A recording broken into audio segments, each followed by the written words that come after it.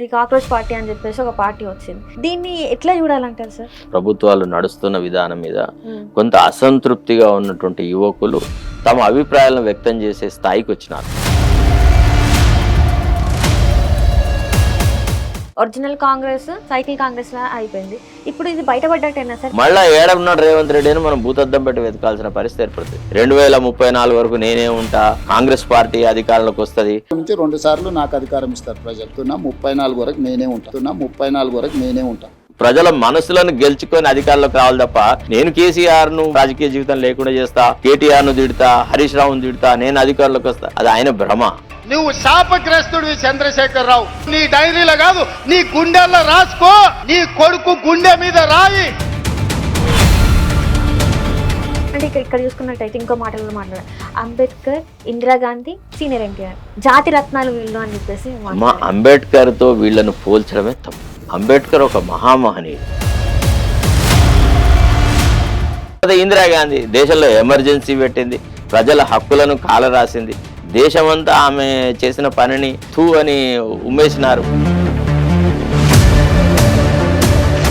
తీన్మార్ మల్లన్న ఒక పార్టీ పెట్టిండు సార్. ఇప్పుడు కవిత గారు ఒక పార్టీ పెట్టిండ్రు. 3rd ప్లేస్ లో ఉన్న బీజేపీ ఉన్నది.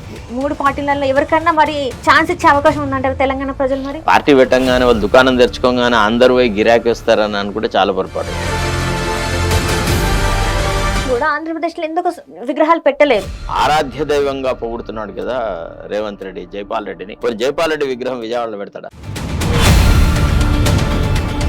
ఈ 2.5 సంవత్సరాల కాలంలో సార్ మీరు చూసిందనమాట క్రైమ్ రేట్ ఇంకా డ్రగ్స్ గురించి మాట్లాడంటే మీరు ఏం మాట్లాడతారు? చాలా పెరిగింది క్రైమ్ రేట్. అంతెందుకండి, వాళ్ళ పార్టీ ఆఫీసులోనే గాంధీ భవన్ లోనే ఓడోడు తాను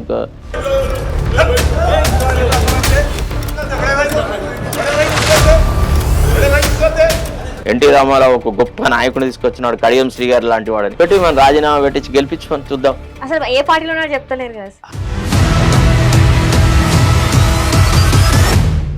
ఎందుకంటే హోంశాఖ తన దగ్గరే ఉంది, అంటే లా అండ్ ఆర్డర్ తన దగ్గరే ఉన్నట్టు ఒక రకంగా మాట్లాడితే అసలు ఎందుకు ఇట్లాంటి అంశాల మీద ఎందుకు రేవంత్ రెడ్డి గారు? తెలుగుదేశం పార్టీ నాయకురాలు మాట్లాడిన మాట నేను మీకు వినిపిస్తాను. వాళ్ళకి ఏ రకమైన భావన ఉంది రేవంత్ రెడ్డి మీద అనేది. ఇవాళ ఆంధ్రప్రదేశ్ కి ఒక డైనమిక్ ఎడ్యుకేషన్ మినిస్టర్ ఉన్నారు. తెలంగాణ దౌర్భాగ్యం ఏంటంటే ఒక స్పెషలైజ్డ్ గా ఒక స్పెసిఫిక్ ఎడ్యుకేషన్ మినిస్టర్ లేదు సార్ అక్కడ.